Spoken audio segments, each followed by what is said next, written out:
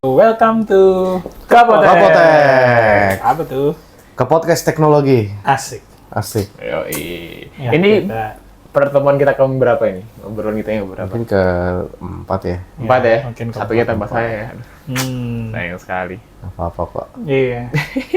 Apa sehat sekarang? Alhamdulillah udah sehat. Jadi kemarin Alhamdulillah.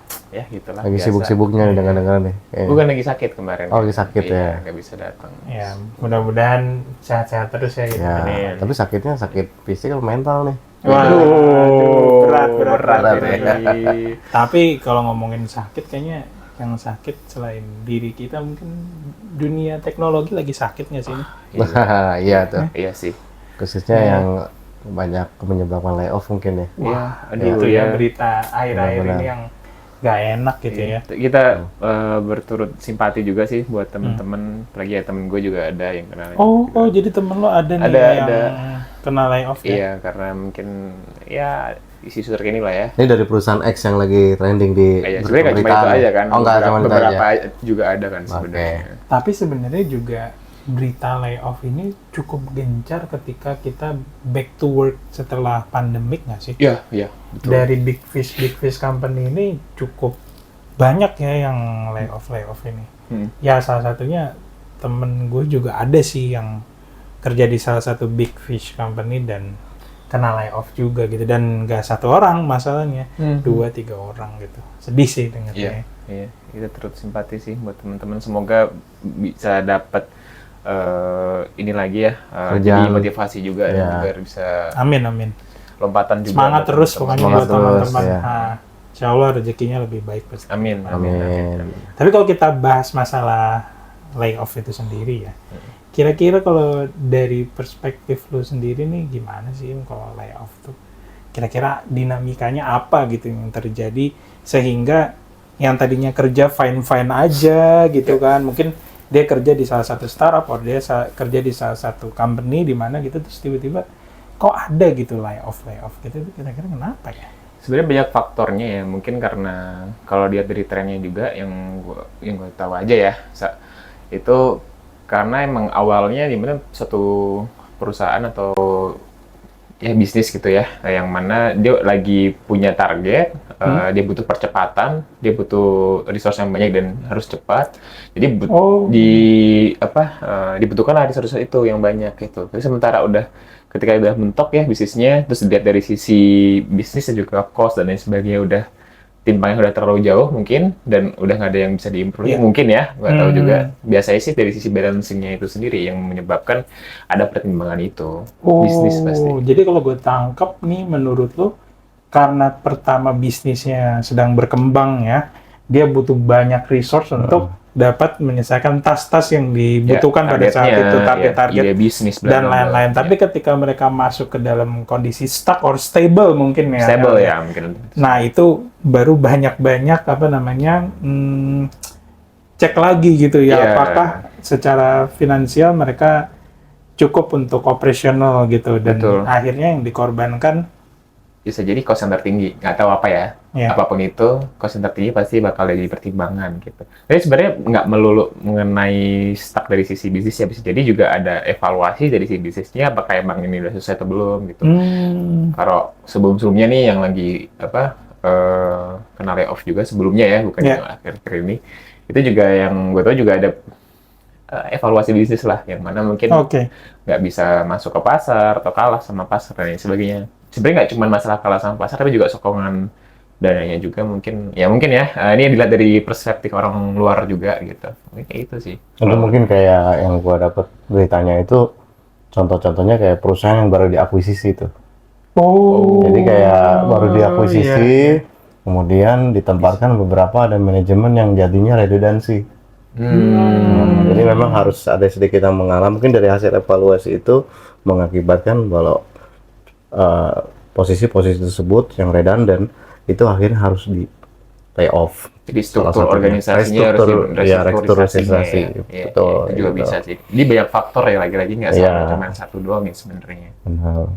Tapi kalau dilihat ya, maksudnya apakah itu jalan yang terbaik untuk mengurangi resource dari sisi employee gitu, atau gimana ya, kira-kira ada pandangan-pandangan lain nggak sih selain employee yang dikorbankan lah ibarat kata Iya. gitu kan? Iya, iya. Ada nggak sih kira-kira yang mungkin gitu selain mengorbankan employee-nya itu sendiri? Ada nggak kira-kira solusi gitu? Saat ini memang operasional yang paling besar di apapun itu perusahaan itu masih tetap employee sih. Oke. Daripada menggajinya itu memang hard banget perusahaan untuk dapat membayar tiap bulannya. Itu kan gaji kan mungkin salah satunya, bisa benefit juga, bonus tahunan yang harus dikeluarkan. Itu memang berat kan. Salah Itu satunya agak nyambung dengan case yang isu lain juga yang masalah tapera juga, yang mana sebenarnya Oke. 0,5%-nya aja itu dikasih ke perusahaan, yang itu udah perusahaan yang keberatan gitu. Jadi menanggung juga. Menanggung Oh, juga. Jadi oke. salah satunya kan isunya kayak gitu juga ya. Jadi 2,5% ditanggung oleh employee-nya, Itu diprotes juga ya, employee-nya. Protes juga. 0,5%-nya ditanggung Oh, oleh oleh perusahaan. perusahaan. Berarti itu Perusahaan. seperti mirip BPJS ya? Iya, Ini betul. BPJS. Iya, betul. BPJS. Iya. Ah. Hal itulah yang mungkin balik lagi masalah operasional tadi, berkata L tadi. Oh, mungkin kalau tadi nangkep dari L kan ada poin bonus ya. Apakah bisa gitu bonus yang dihilangkan terus menyelamatkan employee yang lain gitu? Apa seperti itu tidak fair? Nggak tahu ya. Ini kan kita kayak berpikir apakah ada solusi-solusi untuk bisnis ini untuk tetap keep up dengan employee yang ada gitu, tapi tanpa mengorbankan mereka lah gitu. Ya, tapi kalau menurut gue sih kayak mungkin benar juga, bonus itu mungkin bisa jadi hal yang bisa mungkin dikurangi atau mungkin bisa dipospon terlebih dahulu. Karena kan sebenarnya untuk bagaimana melay-off itu kan bisa menciptakan pengangguran baru ya. Betul. Iya, betul. Yang jumlahnya lebih banyak, dan itu sebenarnya pilihan layoff itu udah pilihan yang paling akhir gitu. Iya, Kalau memang udah beragam solusi udah dilakukan oleh perusahaan. Iya, iya. Karena kayak case-nya waktu ketika pandemi kan juga beberapa perusahaan juga ada yang layoff satu, ada yang juga mengurangi gajinya. Kesepakatan gitu. Oke. Ya, karena memang That's kalau good, pas that's good. pandemi Ya, itu kan memang kan omset berkurang gitu Betul. kan. Hmm. Perusahaan harus berpikir bagaimana bisa survive kan. Betul, tanpa mengorbankan employee. Dan pada saat pandemi telah selesai, saat ini memang challenge-nya adalah mereka ingin mengembalikan lagi sustainable-nya dan berkembang. Ya. Kemudian dia mengevaluasi lagi bagaimana bisa berkembang, marketingnya bisa campaigns, bisa masuk ke pasar dengan lebih baik, menjual produknya. Bagaimana itu bisa align juga, dan bagaimana ada yang bisa dikurangi nggak sih budget operasionalnya? Iya, iya, betul. Kan nggak mungkin dong kalau listrik. Kalau listrik kan kita ya memang masuknya Dibutuhkan OPEX ya. Iya. Nggak mungkin. Tapi kan nggak mungkin gitu kan kita matiin, nanti gelap-gelapan kita kerjanya. Oh, tadi tuh Ya. bagus tuh bahas masalah OPEX ya. Gimana tuh, Cak? Coba kan ada CAPEX juga. Ya. Kira-kira apa sih OPEX CAPEX nih buat teman-teman? Ya. Bagus nih Ya, kayaknya nih. benar. Jadi memang dalam penganggaran itu ada dua ya yang biasanya digunakan oleh perusahaan, ya kan. Ya. Oke. Pertama OPEX, itu OPEX. anggaran kepanjangannya dulu ya, operational expenditure ya.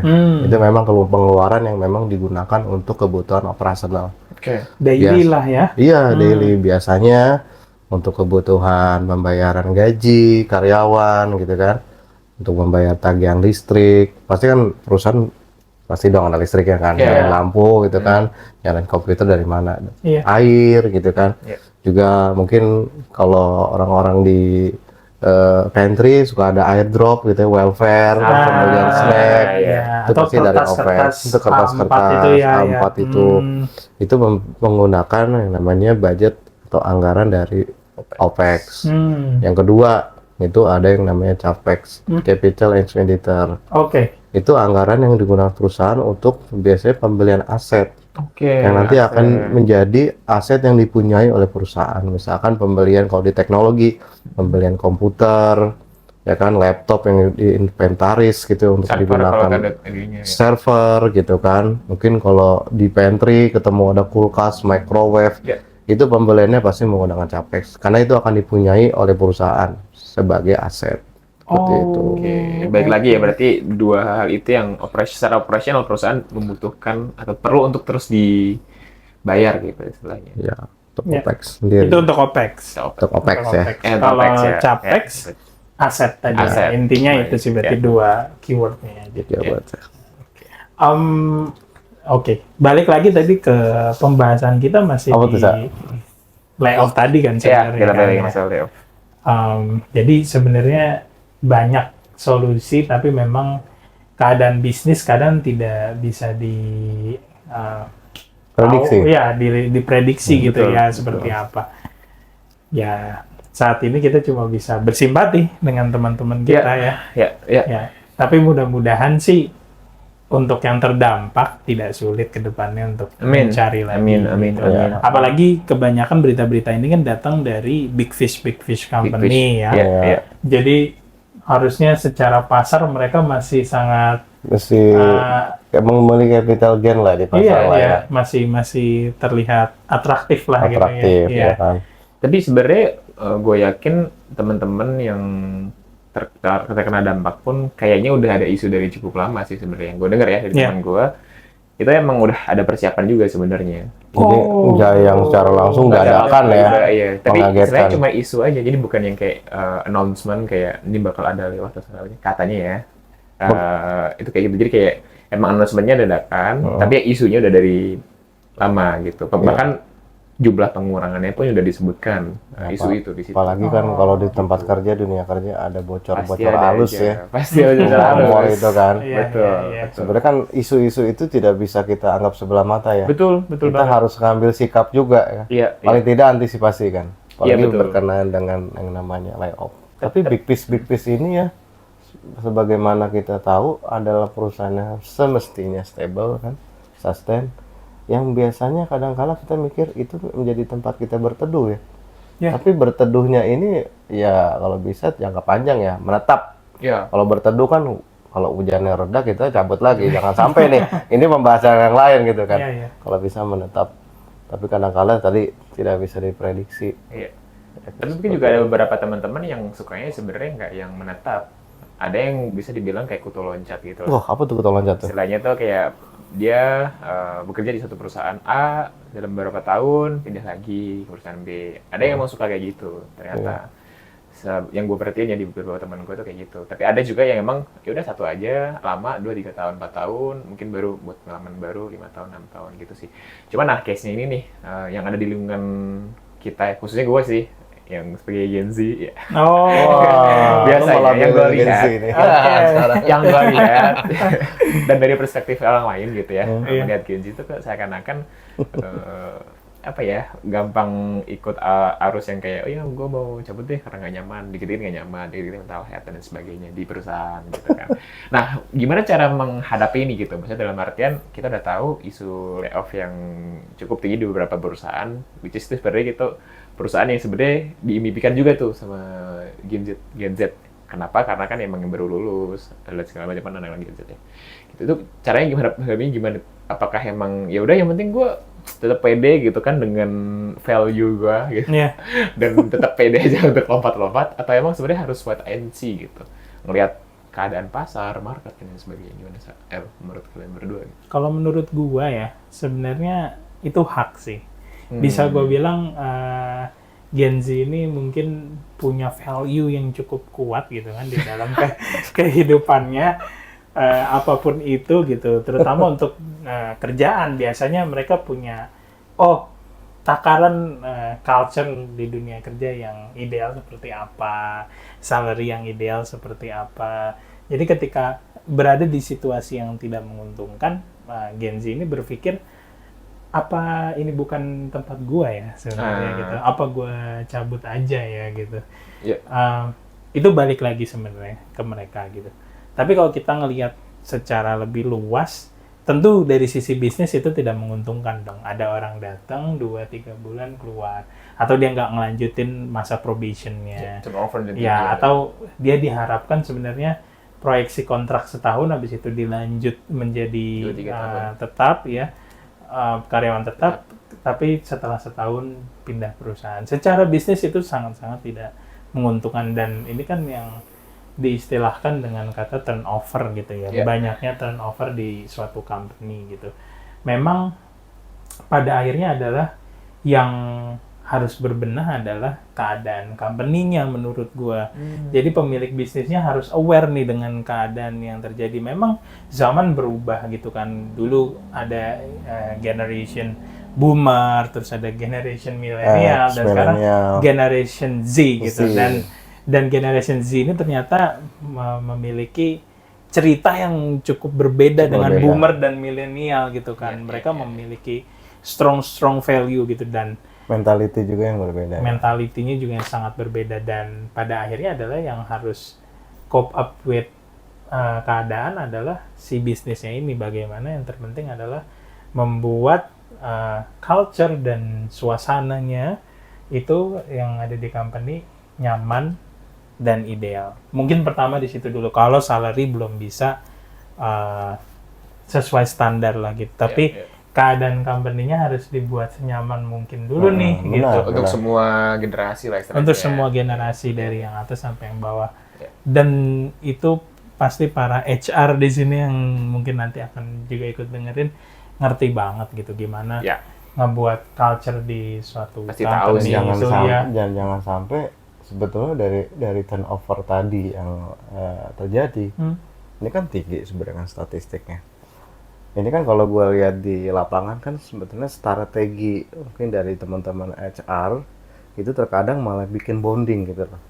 Jadi suatu ikatan dinas yang jadinya membuat belenggu lah dalam quote and quote ya. Belenggu bagi pekerja kayak kan karyawan untuk dia harus terikat misalnya let's say 2 tahun. Gitu kan. Ini kan yang jadi malah menurut gue ini sebetulnya dalam hal bisnis ini bisa bikin menjadi lebih aman karena bisa mengikat, tapi dari segi mentality si Gen Z-nya ini menurut gue tertekan, apalagi kalau keluarnya itu dia harus bayar penalti. Kadang-kadang penaltinya gede-gede nih zaman sekarang nih. Ini udah banyak banget sih ini di lapangan yang gue lihat kayak gini. Mungkin benar. Ya memakai strategi itu ya. Gue setuju kalau memang harusnya perusahaan bisa lebih aware.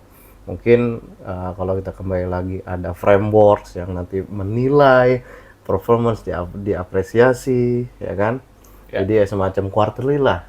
Jadi para manajer jangan kalau bisa saran gue sayangilah anak buahnya lah. Khususnya yang Gen Z ini sebenarnya butuh lebih banyak sense ya kan untuk keterikatan bonding sama atasannya. Jadi mungkin bisa quote and quote gitu kan, apa sih curahan hatinya, gitu, gapnya apa, masalahnya apa, mungkin bisa cari solusinya. Mungkin kalau satu hal lain juga ya, ini kalau ngomongin di perusahaan teknologi startup nih yang lagi banyak di Indonesia ya, ini ada mindset nih. Mungkin teman-teman ada yang juga merasakan kalau startup ini bisa gaji kita gede. Ini gue ngelanjutin yang Kutu Loncat nih. Jadi berani gaji gede. Jadi orang-orang yang tadi Kutu Loncat itu nggak ngomongin gadget lagi ya. Di Kutu Loncat, oh ya udah deh gue ngambil di startup. Gue bisa nego ya kan, yang tinggi, berharap dapat gaji tinggi. Habis itu gue proyeksi 2 tahun, 3 tahun gue cabut. Mungkin nggak sampai yang 2-3 tahun, setahun pun udah ada yang cabut. Ya kan? Sekarang kalau kita lihat startup, benefitnya banyak. Laptop dikasih. Ya kan? Kadang-kadang ada yang ngebolehin kita WFA anywhere gitu ya. Gitu kan? Yang ketiga, kadang-kadang dikasih sertifikasi keahlian gratis. Nah, gue berhenti di sini nih. Ini bisa ningkatin value nih, jangan salah.